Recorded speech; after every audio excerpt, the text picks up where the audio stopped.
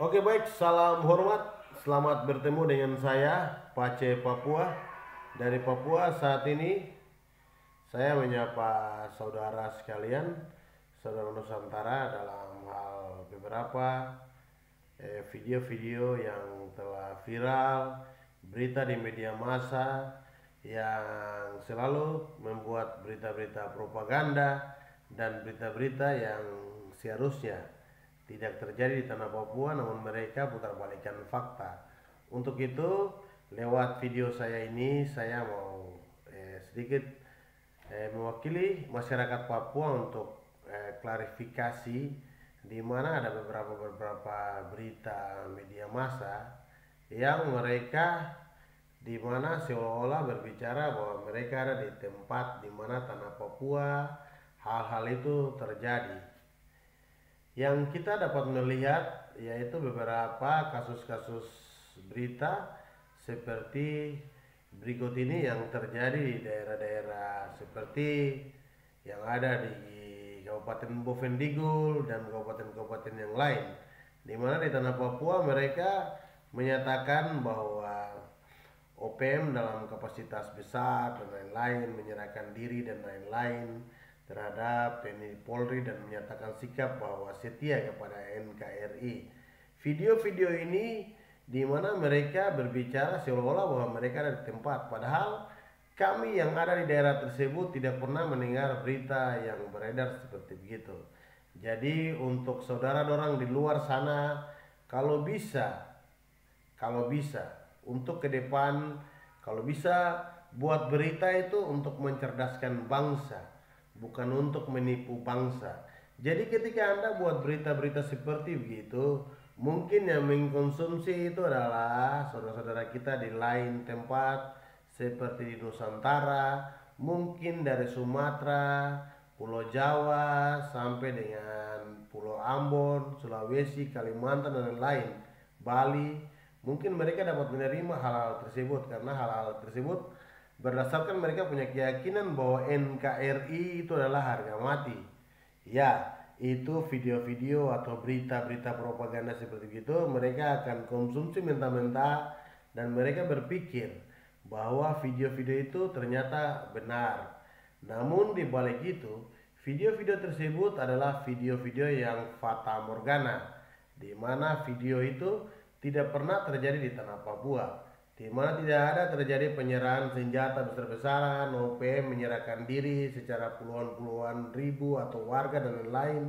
Itu tidak ada.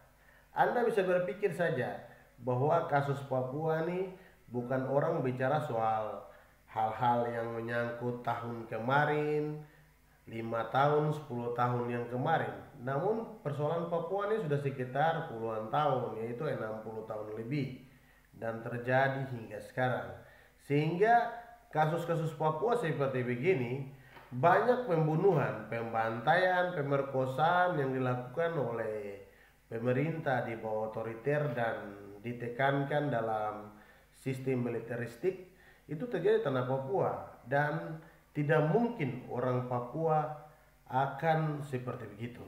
Dan untuk diketahui juga bahwa setiap 17 Agustus, kalau kita lihat bersama, di mana 17 Agustus setiap perayaan kemerdekaan bangsa Indonesia di 17 Agustus 45 yang mereka akan peringati setiap tahun, itu banyak berita propaganda. Kita bisa lihat di mana mereka akan membayar beberapa orang, beberapa saudara-saudara kita yang berasal dari tanah Papua untuk membentuk suatu kelompok, kemudian pegang bendera merah putih, dan mereka akan seperti menyerahkan senjata untuk mengklarifikasi bahwa mereka berbicara bahwa seolah-olah mereka mewakili TPNPB, mewakili orang Papua untuk berbicara mediasi ke depan.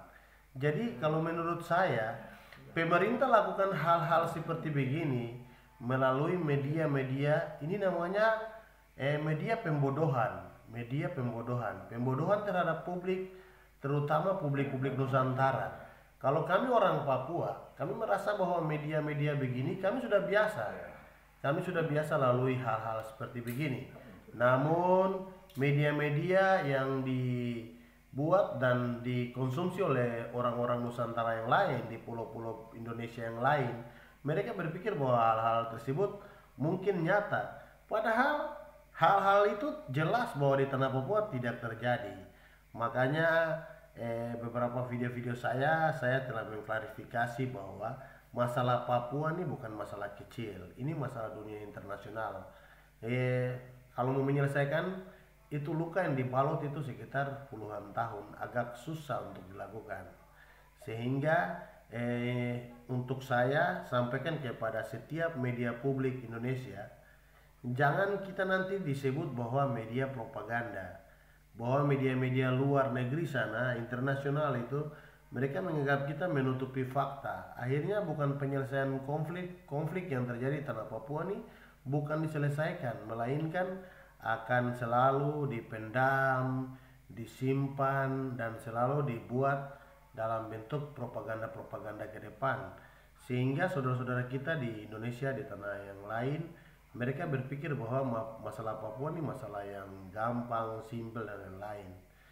Namun mereka tidak tahu bahwa di Papua ini ya, kalau menurut saya, dan saya mewakili masyarakat Papua, bahwa saya mau kasih tahu untuk saudara Nusantara dorang, bahwa walaupun kami orang Papua berbicara mengakui bangsa Republik Indonesia sebagai NKRI, namun Anda harus tahu bahwa setiap kami punya hati, atau mulut ini tidak mungkin menipu hati.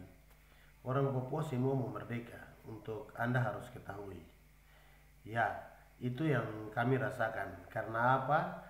Kami telah melihat dan kami mendengar dan kami mengikuti dari sejarah ke sejarah bahwa pembantaian ketika kependudukan dan Indonesia memaksakan kami warga Papua untuk dicaplokkan ketika 1961 hingga 1969 dalam bentuk pepera itu, mereka caplok itu, mereka telah membunuh orang Papua kurang lebih 500.000 jiwa. Itu yang telah tercatat di PBB sana.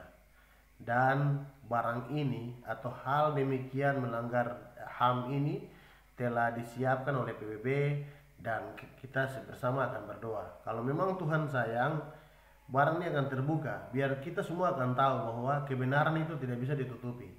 Oke? Salam hormat untuk saya.